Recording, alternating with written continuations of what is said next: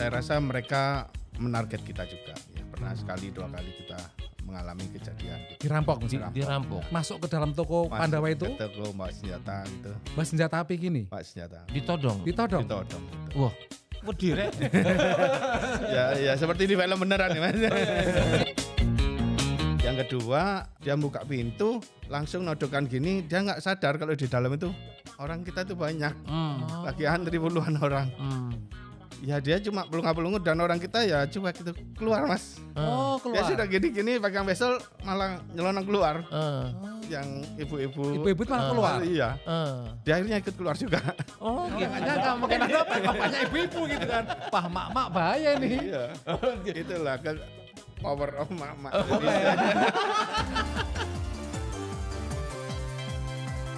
Anda mengikuti program Ketika Hidup Diperjuangkan bersama saya Alam Burhanan. Dan saya Subrano dan kami berdua sekarang berada di Philadelphia. Dan uniknya Lam, di kota Philadelphia ini ada sebuah daerah bahkan dijuluki sebagai Kampung Indonesia. Kampung Indonesia. Dan sebelumnya mungkin kenalkan diri dulu. Nama saya Iwan Santoso. Saya kelahiran dari Probolinggo. Saya pernah tinggal di Malang sampai lulus kuliah dan memutuskan hijrah ke Amerika. Di Amerika. Tahun berapa itu, Wan? Waktu itu tahun 1996. Dulu membayangkan seperti apa, bahkan saya akan bekerja seperti ini waktu sebelum datang ke Amerika nih, Iwan. Ya bayangan kita itu kerjanya itu di toko, maksudnya yang office atau di perkantoran atau paling enggak ya di restoran atau gimana gitu yang lebih kelihatannya lebih tinggi elit gitulah, kayak di film-film gitu ya. Iya betul. Kenyataannya gimana waktu datang ke sini?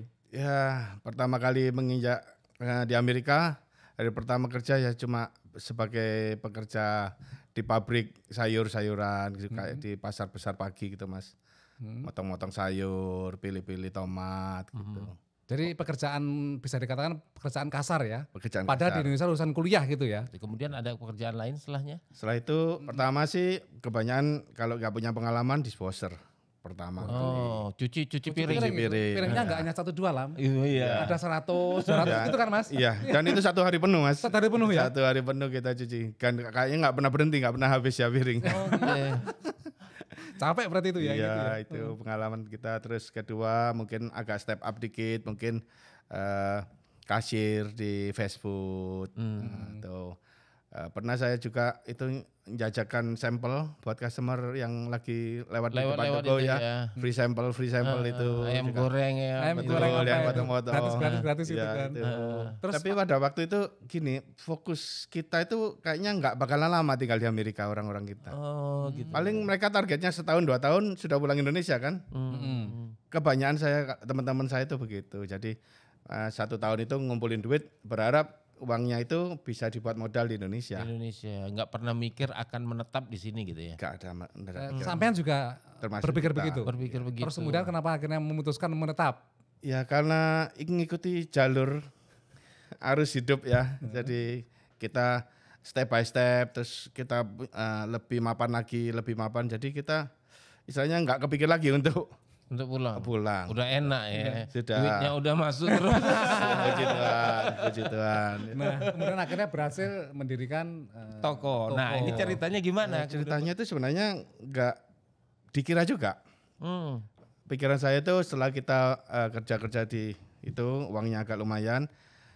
Waktu itu kayaknya di Philadelphia ini kurang tempat untuk bisa duduk internet jagongan kayak internet cafe ya Mas. Kalau di Indonesia waktu itu kan lagi booming gitu ya. Iya. Ya warnet itu. Warnet. Iya.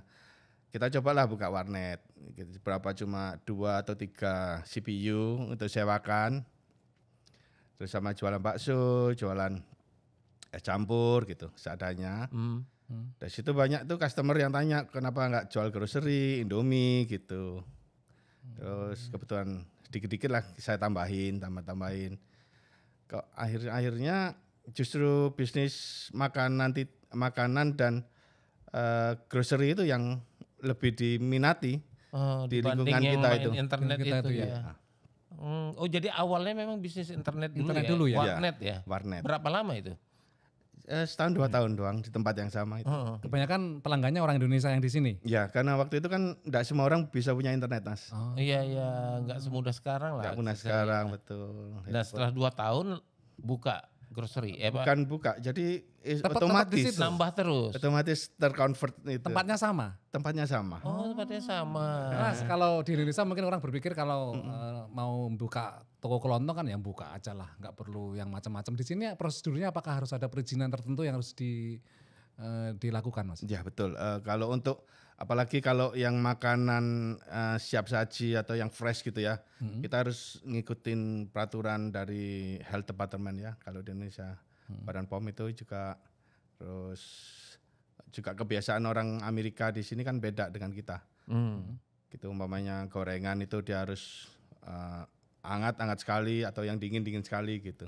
Nggak kayak di Indonesia asal ditaruh meja gitu ya Mas ya. Saya pikir namanya toko Pandawa ini salah satu toko kelontong Indonesia yang terbesar ya, yang di daerah pantai Timur mungkin Mas Timur ya. Pujitan ya. Nah itu tidak hanya warga Indonesia di sekitar Philadelphia yang datang, dari Washington DC, dari New York juga datang ke sini dan barangnya lengkap. Itu kulakannya gimana? Apakah barang-barang dikulak langsung dari Indonesia atau ada supplier sendiri dari sini pasokan? Sebenarnya di Amerika itu ada distributornya.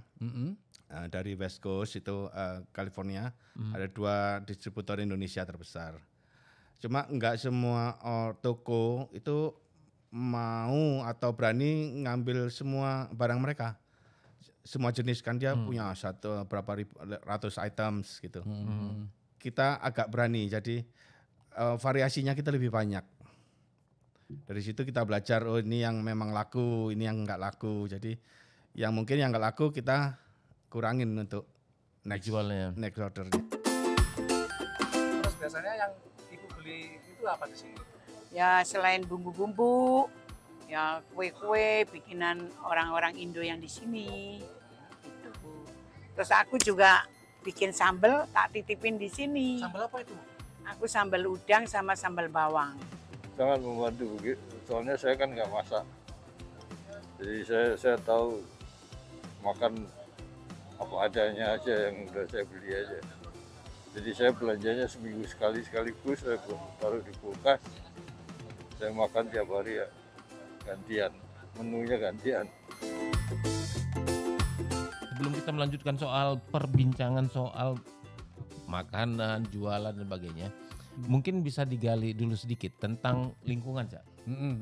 South Philadelphia ini kan dikenal salah satu daerah yang rawan kriminal kan di situ. Nah, pernah nggak ada pengalaman yang buruk misalnya gitu? Ya pujitan kita pernah dicoba sih, kita kebetulan melayani MoneyGram itu transfer uang untuk kiriman ke Indonesia. Jadi saya rasa mereka menarget kita juga ya, pernah sekali 2 kali kita mengalami kejadian gitu. Dirampok misalnya? Dirampok. Ya. Masuk ke dalam toko Pandawa itu? Ke toko bawa senjata gitu. Bawa senjata api gini? Bawa senjata. Ditodong? Ditodong betul. Wah, direk. ya seperti di film beneran ya Mas. Amerika betulan itu. Iya. Terus waktu itu siang hari, malam hari? Yang siang hari kedua-duanya. Yang anehnya yang agak itu yang kejadian pertama itu di hari Minggu. Jadi orang-orang pada pulang gereja, kita enggak nyangka kalau kita bakalan dicoba dirampok hari itu. Sepi pas itu tokonya? Lumayan banyak Mas. Ada banyak orang juga? Iya. Cuek aja mereka? Ya nggak berani bergerak. Terus mereka langsung nodong Iwan gitu? Iya langsung datang ke kasir, terus langsung ngeluarin. Iwan gimana? Ya kita nggak punya pengalaman itu ya kita serahkan sudah apa adanya yang di kasir itu ya. Jadi register itu. Ya dari mereka pakai tutup muka atau enggak? Enggak waktu itu Mas. Kebetulan juga cuek enggak. Aja, cuek aja. Iya. Belum ada kamera Wan? Waktu itu juga kamera masih langka ya Mas. Masih langka ya. Masih belum umum di itu ya. Satu orang aja yang satu orang aja. Satu orang ya. Terus kasih semua duit. Iya. Dan MoneyGram itu cash ya ditaruh ya. Tapi kebetulan sih uangnya MoneyGram kita selalu pisahkan, soalnya enggak besar ya. Jadi dia ada sendiri separate dengan cash register kita yang dari penjualan sehari-hari itu. Terus perasaannya gimana waktu itu? Ditodong gitu kan? Yes, kaget juga ya. Bilangnya apa itu kalau bisa diterjemahkan dalam bahasa Indonesia? serahkan uangmu gitu, give me your money. Hmm. Ya saya buka registernya. Langsung saat itu juga, refleksnya langsung buka ya? Iya saya buka. Untung nggak refleksnya langsung dibalas ya. Padahal itu di depannya dia ada customer kita gede-gede badannya, cuma dia juga melongo doang, nggak bisa itu. Soalnya dia juga nggak ngerti apa yang terjadi waktu itu ya. Nggak bisa Karena cepat, ngomong apa-apa kejadiannya ya. cepat Iya. gitu ya. Heeh. Itu kejadian pertama. Kejadian Ada kejadian lain sama juga begitu? Yang kedua kita kalau di Pendawa itu masih jam 3 ke atas itu orang-orang kan udah pulang dari pabrik dari kerja selalu turun di Pendawa kan, jadi ramai kita, selalu ramai. Saya tahu sih orang yang mencobai saya ini dia siangnya sudah datang lihat situasi, tapi toko lagi sepi. Kalau nggak salah cuma 1-2 orang saya lihat di kamera waktu itu. Lah malam-malam itu dia datang, dia buka pintu, langsung nodokan gini, dia nggak sadar kalau di dalam itu orang kita tuh banyak, lagi antri puluhan orang. Ya dia cuma pelunga-pelungut dan orang kita ya coba gitu keluar mas. Oh Dia keluar. sudah gini-gini pegang wesel malah nyelonong keluar. Yang ibu-ibu. Ibu-ibu malah keluar. Iya. Dia akhirnya ikut keluar juga. Oh gitu. Jadi nggak sampai. Nggak sampai. Kenapa Iya. ibu nggak takut? Iya. Dia sendiri yang takut akhirnya. Ibu juga nggak nyangka mungkin ada apa bapaknya ibu-ibu gitu kan. Wah mak-mak bahaya nih. Iya. Itulah power of mak-mak. Terus waktu yang pertama itu kan sudah kejadian kemudian dilaporkan ke polisi. Iya. Terus ada tindak lanjut atau ini sini? Waktu itu sih South Philly kayaknya dia punya banyak profil sih orang-orang yang memang Target ya. dicurigai atau yang pernah residivis ya. Nggak lama 2-3 bulan pelakunya tertangkap. Ketangkap. Iya. Dan kemudian aku juga pernah dengar, kalian salah satu karyawannya sempat dipukuli ya, Wan?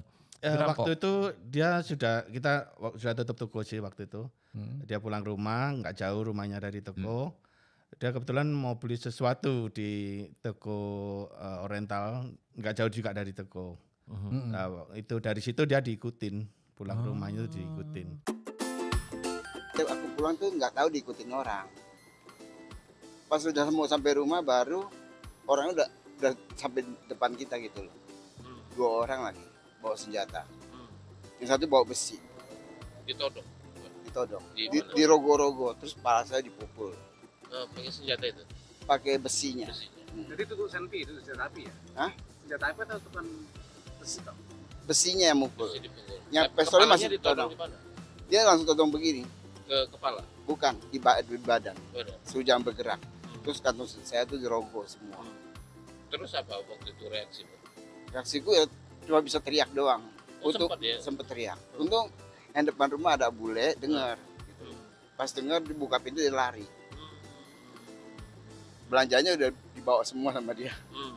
Duitnya juga ada habis semua di kantong. Tapi sempat pulang ke rumah, jadi nggak semua. Gitu. Cuman 200-300 dolar doang nggak Sempat ini masuk emergency room ya? masuk. Dan kalau sukanya apa? Sukanya ya dapat dolar. Tapi dolar ya. Banyak lagi ya. Berapa tahun di sini? Udah 16 tahun. 16 tahun di sini. Enak ya? Ya Paling menyenangkan apa di sini? menyenangkan. Eh, Sama aja. sama aja. Hmm. Nah, Kalau hidup masih enak tanah air sendiri lah. Cuma kalau cari uang masih lebih gampang. masih di sini. Nah sekarang gini, ini agak sensitif nih. Dengan pengalaman misalnya ditodong senjata dan sebagainya. Iwan kemudian memutuskan untuk punya senjata nggak? Ya kebetulan saya juga punya diberi istilahnya kepercayaan sama pemerintah Amerika untuk membawa senjata. Oh, punya license senjata. Punya license senjata ya. Heeh. Apa senjatanya? Pistol? Ya kedua-duanya. Pistol air. Ya, Enggak, artinya kita jelaskan kepada pemirsa juga bahwa di Amerika itu setiap warga negara Boleh. dijamin oleh undang-undang untuk punya memiliki senjata. api. Iya. Bahkan ada yang bilang membeli senjata api di Amerika itu seperti membeli kacang goreng Lam. Iya, saking Gampang mudahnya. sekali. Iya. Pemeriksaan background juga tidak seketat yang seperti dibayangkan orang. Bahkan beli mesu itu online juga bisa. Betul Mas. Jadi sekarang punya berapa senjata? Kebetulan cuma saya kebetulan lagi hobi juga. Oh, oke, ini. berapa? Koleksinya berapa? Ya masih 5. Oh, itu untuk koleksi aja. Iya kebetulan ya kita kan orang Indonesia ya. Kepingin sekali kayaknya waktu kecil kan kepingin kayak di Amerika di film kayak. Ya kesampaian Mas sekarang Sampean, ya. iya. Kan kita itu dulu mimpinya kan misalnya karena lihat film.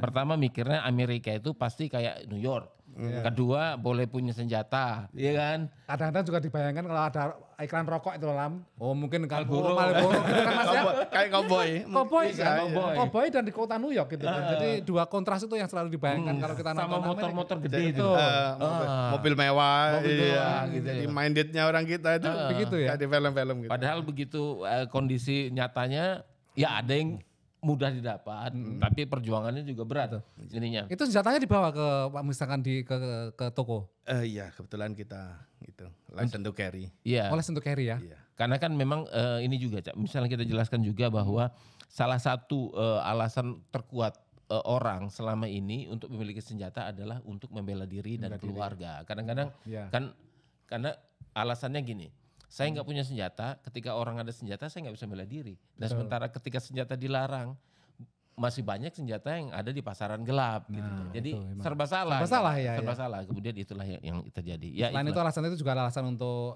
berburu. Berburu. Ada yang berburu juga Mas? Kalau daerah Philadelphia belum sampai situ. Gak pengen nanti misalkan punya pengen berburu. Ya mungkin in the masa depannya ya. Saya sudah mulai laras panjang ini sekarang. Praktek jadi ada kadang-kadang praktek nembak. Di paling range biasa. Di range ya. Ada target selanjutnya apa Wan, yang mau dikembangkan? Kita sekarang mau fokus ke online. Online ya. Awalnya itu tahun 2019 itu ya. Kan saya datang ke sini ke toko Iwan. Sebelumnya tuh sempet kaget karena dulu saya kan kerja kantoran. Kerja kantoran datang ke sini, Philadelphia kok kayak gini gitu kan. Jadi kita mikirnya ini Philadelphia Amerika gitu kan. Kayaknya beda banget dengan yang pokoknya Jakarta kan tahu dong hingar-bingar Iya, segala. deso gitu Iya. Di sini kok jam 6 aja udah mati lampu. Jadi sempet nggak betah tuh. Pokoknya sempet nggak betah deh gimana gitu kan karena nggak biasa kan dari kantoran suruh ke toko kan. Jadi beda banget deh gitu. Tapi akhirnya ya lama-lama ya udah deh ikutin. Akhirnya ya sampai 2019 itu mau jual online. Jadi kita udah ada persiapan deh. Kita nggak tahu tuh kalau sebelumnya tuh tahun 2019 itu mau Covid kan. Nah, jadi pas bener momennya itu pas kita buka online Covid kena Covid. Nah, jadi kan banyak toko-toko Indo juga yang pada tutup. Iya, dan belum siap lagi. Iya, belum siap. Jadi waktu itu awalnya pendawa yang siap duluan. Jadi kita udah buka online. Nah, itu dari Luar biasa ini. seluruh state itu jadi langsung meledak. Iya, kayak Jangan-jangan gitu. yang menyebarkan virus. Jadi Virus. semua barang Iya. di Pandawa bisa dipesan online semuanya. Bisa. Kalau di luar bisnis dengan kehidupan juga punya anak di sini, punya istri itu kira-kira Iwan betah tinggal di Amerika? Justru karena ada anak dan istri itu waktu nggak terasa Mas berlalu.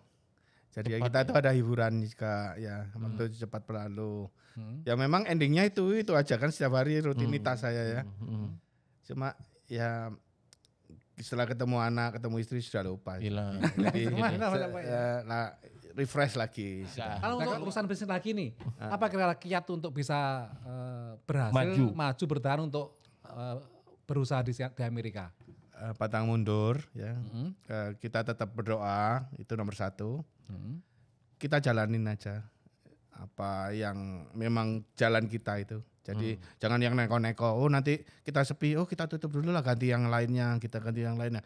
Belum tentu pekerjaan yang lainnya itu juga bisa menjanjikan hal yang sama. Gitu loh.